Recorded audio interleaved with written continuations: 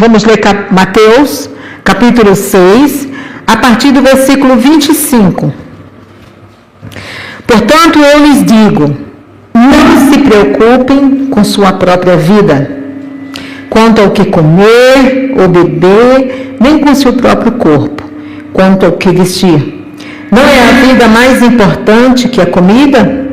E o corpo mais importante que a roupa? Observem as aves do céu. Não semeiam, nem colhem, nem armazenam em celeiros. Contudo, o Pai Celestial os alimenta.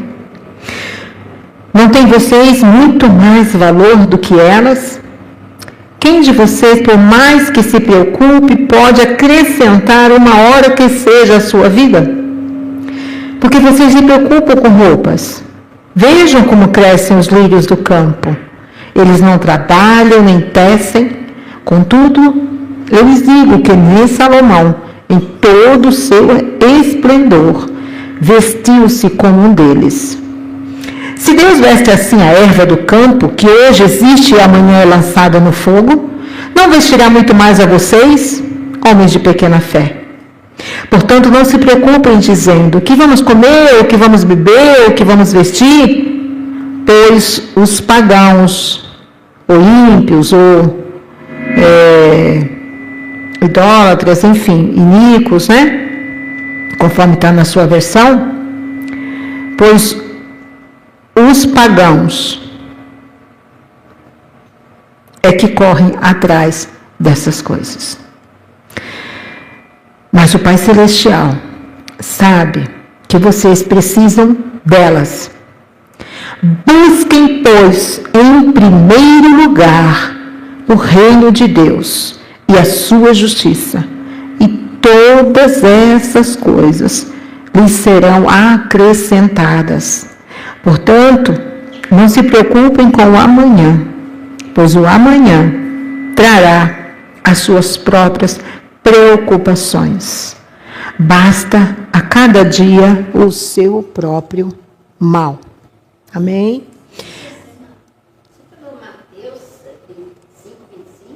Não, irmãs, Mateus 6. Não. Mateus 6, versículo 25. Em diante. Pai querido, louvado sejas, ó Deus, por tua graça, misericórdia sobre nossas vidas, que nos dá a oportunidade de cada dia, Senhor, nos reconciliarmos contigo, de reconstruirmos, Senhor, aquilo, Senhor, que está quebrado em nossa vida, aquilo que falta, Senhor, aquilo, Senhor amado, que está, Senhor amado, dificultando o nosso relacionamento contigo, Deus. Tu nos traz, Senhor amado, a tua palavra, para que nós venhamos, Senhor, a nos reconciliarmos contigo, a, Senhor amado, pedir perdão, a, Senhor, entender que o teu reino, Senhor, é prioridade em nossa vida. E assim tem que ser. Se somos teus filhos, se somos chamados teus filhos, é assim que tem que ser. Portanto, Deus, eis o meu coração, eis o coração de teus filhos que aqui estão, daqueles que estão nos ouvindo também, assistindo. Prepara, Senhor amado, essa terra para receber, Senhor, a tua mensagem. Mas que os nossos corações, Senhor, recebê-la, não fique como está. Mas aquilo que precisa ser restaurado, seja restaurado em nome de Jesus, nesta noite. Que jamais saiamos daqui, Senhor amado, como entramos. Que saiamos verdadeiramente, ó Deus, te honrando, te exaltando. Em o nome de Jesus. Amém. E amém. Glórias ao Senhor. Por que o reino em primeiro lugar? Vendo todas as versões, procurando em todas as versões, todas aquelas versões que a gente vê da Bíblia, todas tem buscai, primeiramente, em primeiro lugar, o reino de Deus. Quando a gente fala do verbo, o verbo pede um objeto, né? Direto. Buscar o quê? O reino. Mas a palavra, esse advérbio primeiramente ou primeiro, é um advérbio de prioridade. Ele está sendo colocado aqui propositalmente. Propositalmente. A palavra estruturalmente está sendo colocada aqui, o advérbio, nesta frase, propositalmente. Primeiramente. Primeiro.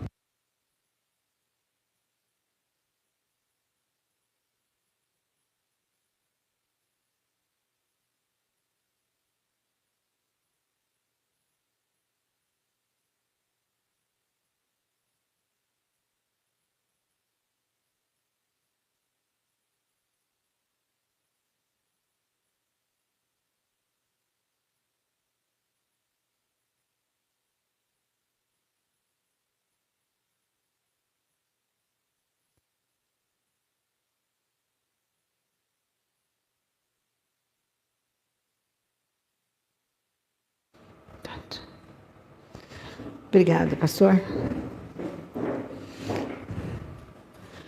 Quem sabe faz ao vivo, né? Pastor é tudo, é técnico, é medianita. É uma benção mesmo, né? Bom, o significado do primeiro, no grego, é próton. Próton significa a centralidade, o núcleo. Primeiro. Então, o que Deus quer dizer aqui é que o reino ele tem que ser a centralidade. Ele não é para ser uma parte da nossa vida, não é para ser algo momentâneo, né? Hoje é, amanhã não é. Ele tem que ser soberano. Ele tem que ser o núcleo principal da nossa vida. Mas os irmãos percebem que a ansiedade ela faz o inverso, não é? O que a Bíblia aconselha é: buscai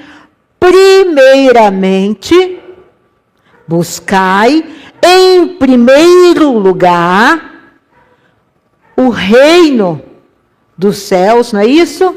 E a sua justiça, e todas essas coisas vos serão acrescentadas. Quais coisas? Essas que foram ditas atrás.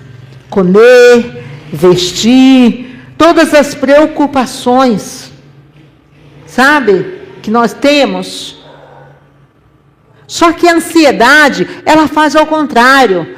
Ela faz a ordem inversa.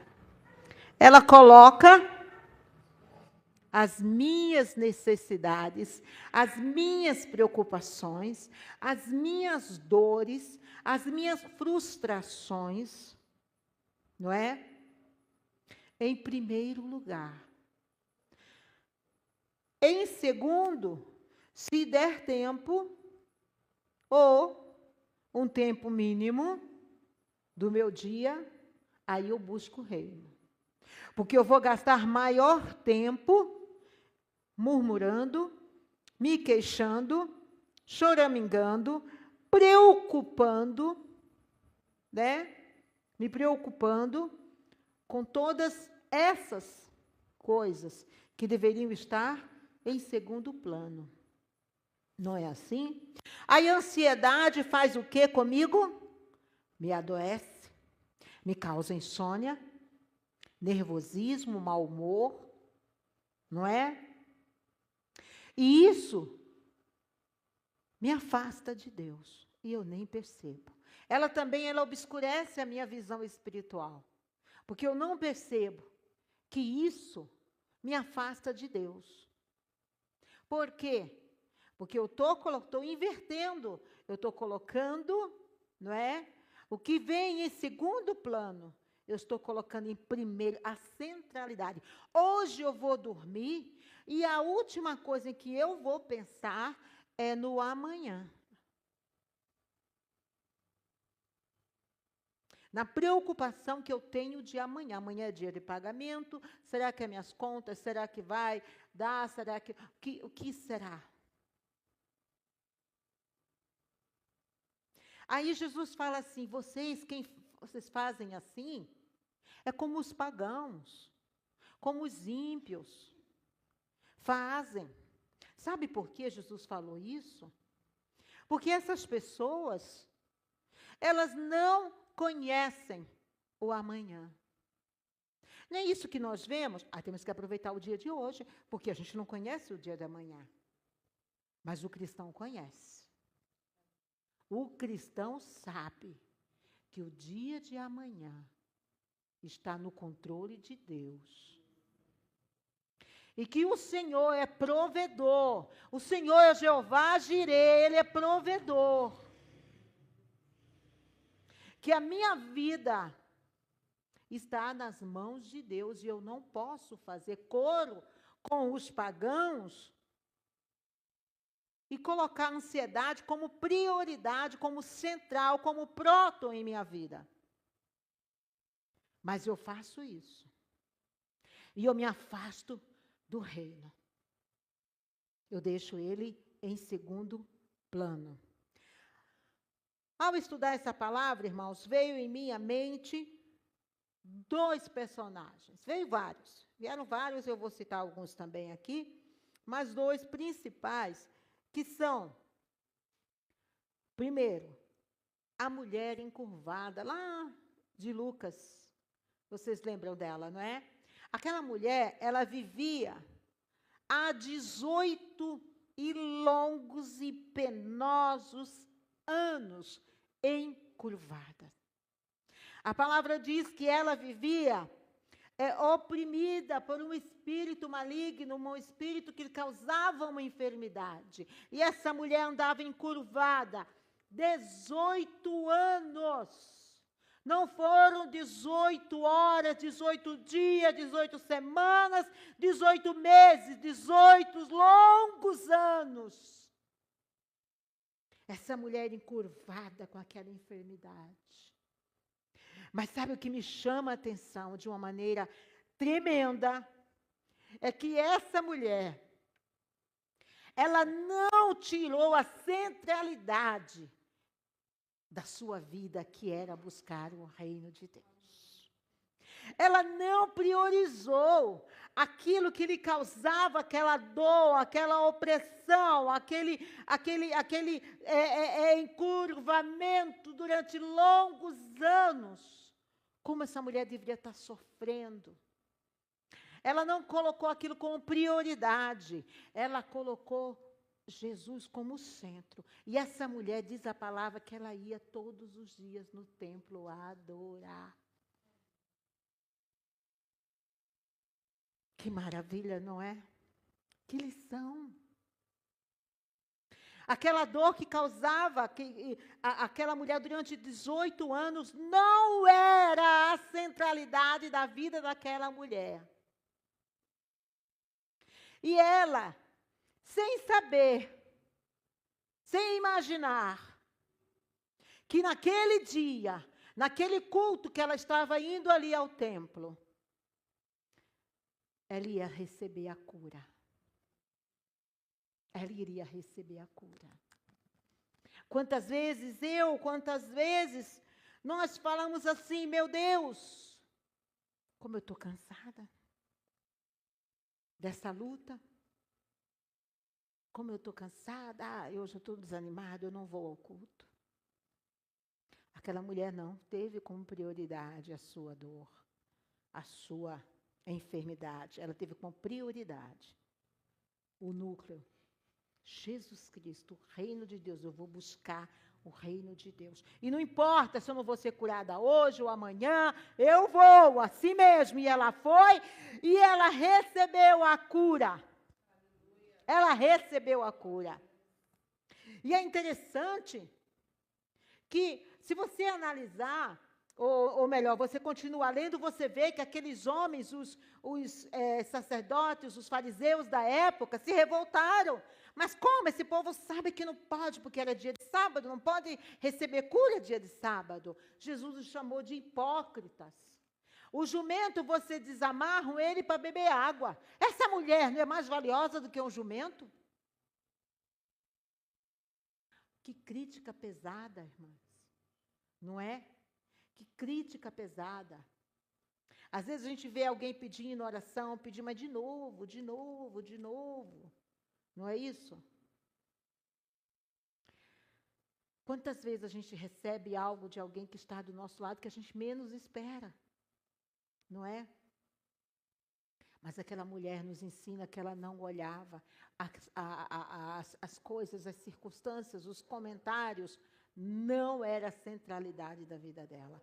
A centralidade era buscar o reino de Deus. E Jesus chamou aquela mulher de filha de Abraão. O que significa? Filha de Abraão é filha da aliança, herdeira da aliança que Deus fez com Abraão. Em ti serão benditas todas as nações. Aquela mulher herdeira, a filha de Abraão, significa não uma paternidade carnal, material, uma paternidade espiritual. Pensa bem, qual é a tua paternidade? É espiritual ou carnal? Você é filha ou filho de Abraão? Se você é, você tem que ter colocado Jesus, o reino, como centralidade em tua vida. Filho de Abraão. O próprio Jesus estava dizendo. O próprio Jesus estava dizendo. Sabe, queridos, às vezes a gente pensa que Deus não está nos ouvindo, não é isso? Mas Jesus está sim. Jesus está olhando para cada um de nós, para as nossas necessidades.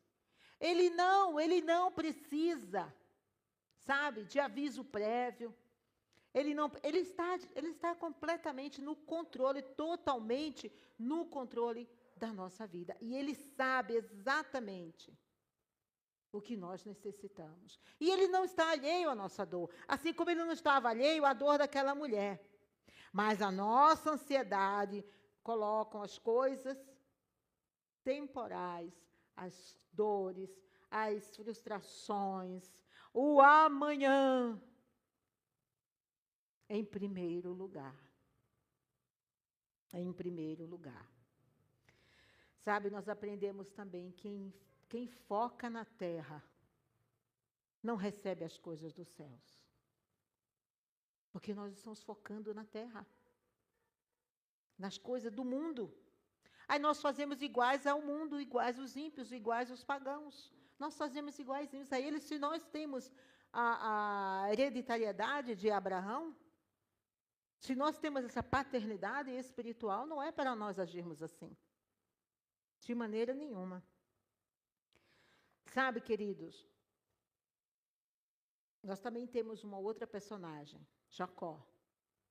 Quando Jacó, ele ia ao encontro do seu irmão, na noite, nós sabemos esse trecho, que ele teve um encontro especial com o anjo do Senhor. E ali houve uma luta, e Jacó não queria largar o anjo. Eu não te largo, o anjo me solte, me solte. Ele, não, eu não te largo enquanto não me deres a bênção. Até que o anjo tocou-lhe a coxa, né? Lhe causando grande dor. Mas ainda assim, ele lutava, ele falou, não te largo, eu não te deixo. Às vezes, amados, sabe o que representa aquele toque na coxa? É a nossa dependência de Deus. E a nossa limitação do quanto nós necessitamos de Deus em nossa vida. E o mais interessante, que aquela luta entre o anjo e Jacó a noite toda, mas Deus não poderia ter dado logo a bênção para Jacó? Jacó estava pedindo a bênção. Deus não queria dar apenas a bênção. Deus queria dar algo mais especial a Jacó. Deus queria mudar a essência de Jacó. Transformar Jacó em Israel. Percebem? Cada vez que você vem à igreja, cada vez que você lê a palavra, cada vez que você ouve a mensagem do Senhor, ela tem que transformar a sua vida de alguma maneira. Ela tem que mudar a tua essência. Alguma parte da tua vida que precisa de restauração, que está quebrada, que foi rompida, ela precisa ser restaurada. Precisa, então, haver uma mudança. E Deus ali, Ele demorou a dar a bênção a Jacó, enquanto Jacó não se rendeu. Enquanto Jacó ali não teve aquela mudança na sua essência, ele não recebia. Quando ele recebeu, aí sim, o anjo, qual é o teu nome mesmo? Jacó. Não mais. Não mais enganador. Não mais dono das suas estratégias. Dono das suas vontades. Não é? Dono do seu futuro.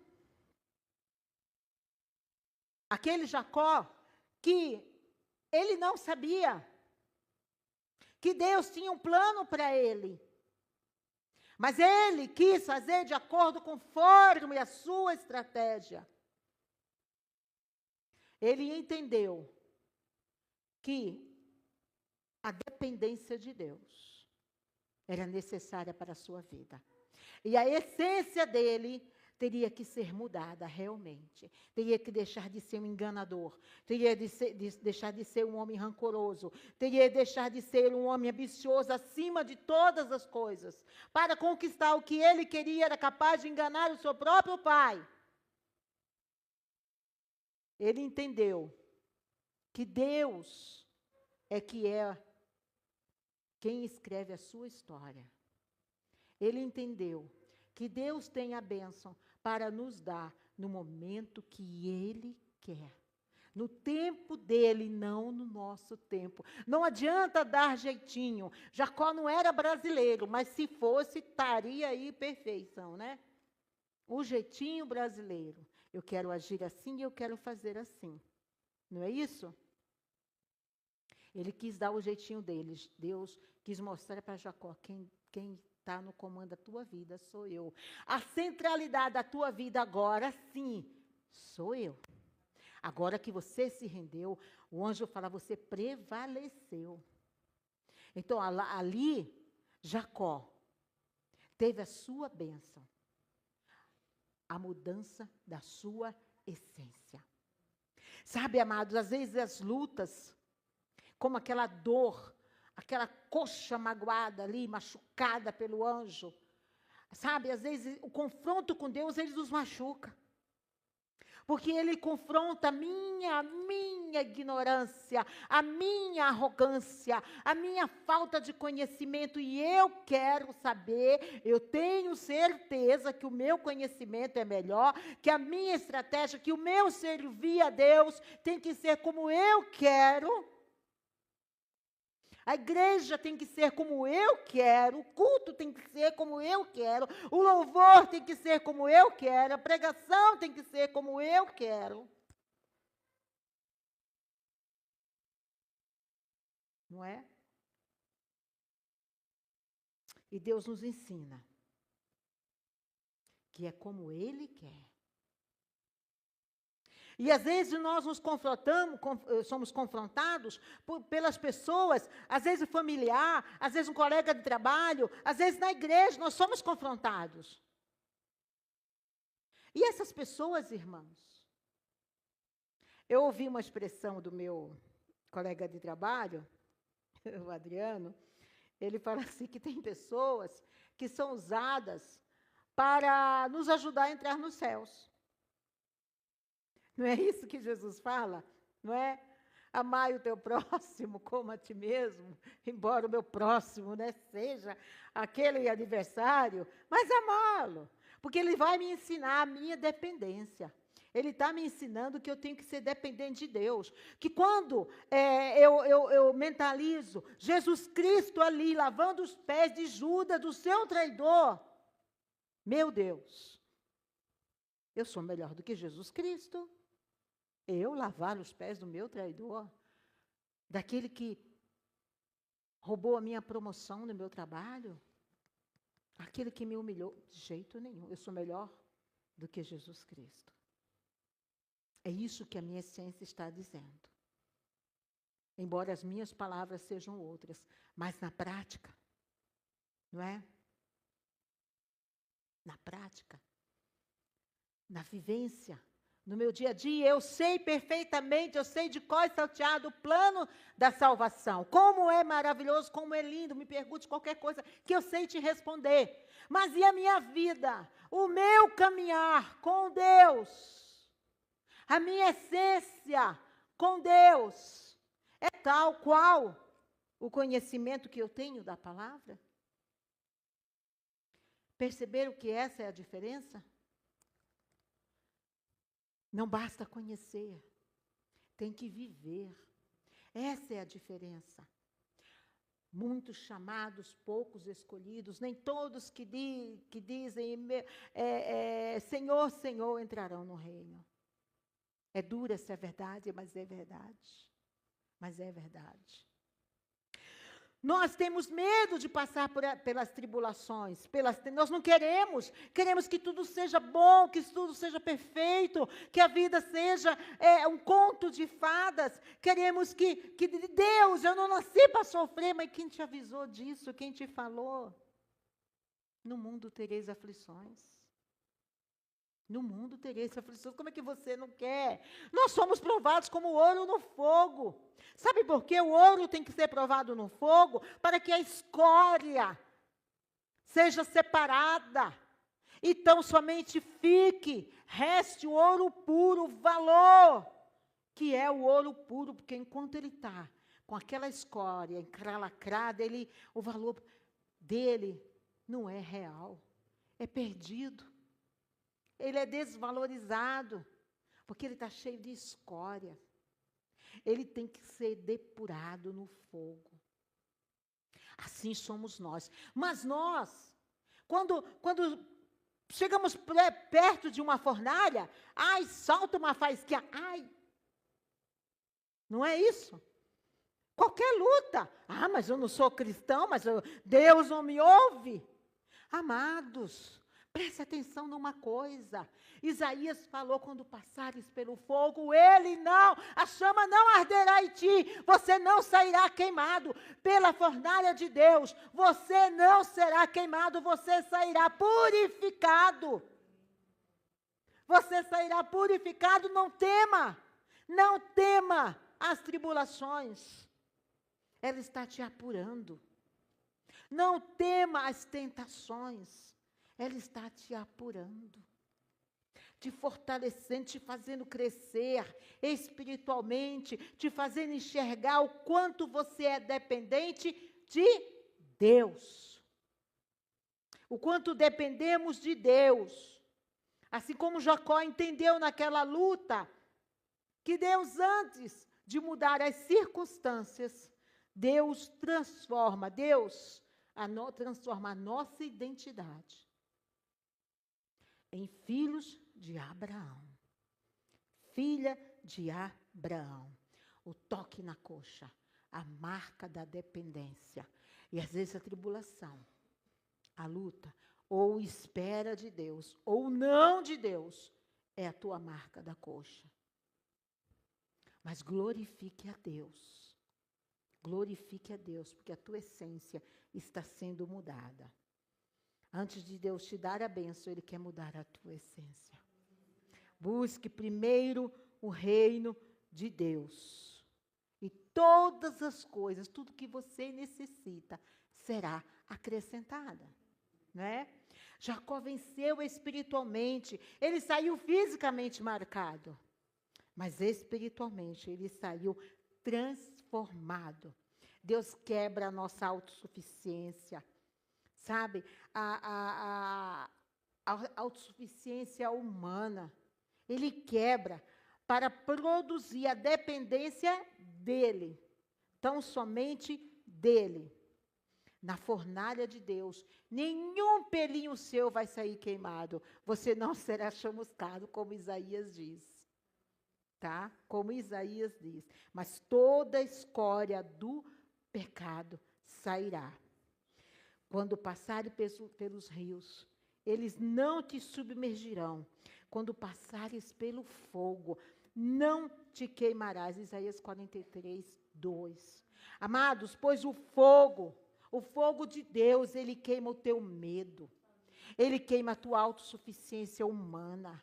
Ele queima a tua arrogância. Ele queima a tua iniquidade. Mas ele te purifica para você entrar nos céus. Jesus está voltando. E quem irá? Quem irá? Os puros de coração. Os limpos de mão e puros de coração. Esses irão. Queremos estar nessa lista ou não? Ou queremos continuar como Jacó? Amados, eu quero ser Israel, o príncipe do Senhor. Jesus continua, eu, porém, vos digo, amai a vossos inimigos, bendizei o que vos maldizem, fazei bem aos que vos odeiam, e orai pelo que vos maltrata e vos persegue, para que sejais filhos do vosso Pai, que está nos céus. Olha lá, filhos de vosso Pai, que está nos céus. Mateus 5, versículo 44. Então, amados, que sejamos realmente dependentes de Deus. Que essa ordem realmente se cumpra em nossa vida. Busquemos primeiramente o reino dos céus. E todas as coisas nos serão acrescentadas. Vá dormir com a certeza que Deus toma conta do amanhã. Deus muda a tua história, sim. Eu gosto muito daquele hino que fala assim, que ele decide sem ter reunião. Porque ele é poderoso, ele é autossuficiente, ele não precisa de que ninguém concorde com nada. As estratégias são deles, as regras são dele. Quer entrar nos céus? A gente vê tanta arrogância nas redes sociais. Porque o inferno é aqui mesmo, porque não sei o quê. Que ilusão, o inferno não é aqui. Aqui é só uma centelha do que será o inferno. Uma centelha do que será o inferno. Se nós realmente queremos ser filhos de Deus, ter essa essência de Deus, nós temos que colocar o reino de Deus em primeiro lugar. E Ele irá suprir todas as nossas necessidades. Coloque então somente Deus, o reino dele em primeiro lugar. Não é fácil. Não é fácil. Como a nossa irmã Sandrinha, na sua ministração, estava falando, realmente não é fácil, é muito dolorido. É muito dolorido. Mas é necessário. Mas é necessário. Lute contra você mesmo. Lute, não tenha medo de passar pela fornalha, porque você sairá purificado. Você não sairá derrotado, você não sairá queimado, você sairá purificado e pronto para entrar nos céus e ser chamado pelo próprio Jesus, filho de Abraão, filha de Abraão, vinde bendita de meu Pai. Glória ao Senhor, ó Deus Todo-Poderoso, obrigada, Senhor amado, por tua palavra, que nos exorta, Senhor, a buscarmos, Senhor amado, o teu reino em primeiro lugar, Senhor. Senhor, sabemos que Jesus está às portas para vir buscar a tua igreja, e nós queremos estar, Senhor amado, entre, Senhor, aqueles que ouvirão, vinde a mim, benditos de meu Pai. Senhor amado, Deus, quebra a nossa autossuficiência, quebra a nossa arrogância, Senhor. Queremos colocar a Ti, o Teu reino, Deus, como centralidade em nossa vida. Em primeiro lugar, buscar a Ti, Senhor, nas nossas primeiras horas, no nosso primeiro segundo, ao abrir dos nossos olhos, Senhor, pela manhã. E também queremos colocá-lo, Senhor amado, como último, Senhor amado, pensamento ao deitarmos, Senhor, porque Teu, Senhor amado, ó Deus, é tão somente Teu, Senhor querido, a nossa vida, a nossa história, a nossa família, o nosso trabalho, a nossa saúde, o nosso futuro, Senhor amado, é Teu, Senhor querido. Deus, que aprendamos, Senhor amado, com essa mulher encurvada, Senhor, não, Senhor, determos, Senhor, não nos paralisarmos, Senhor, com aquilo que nos aflige, Senhor, que nos angustia, aquilo que nos confronta, aquilo, Senhor amado, que nos machuca, mas colocarmos a Ti, Senhor, como centralidade em nossa vida.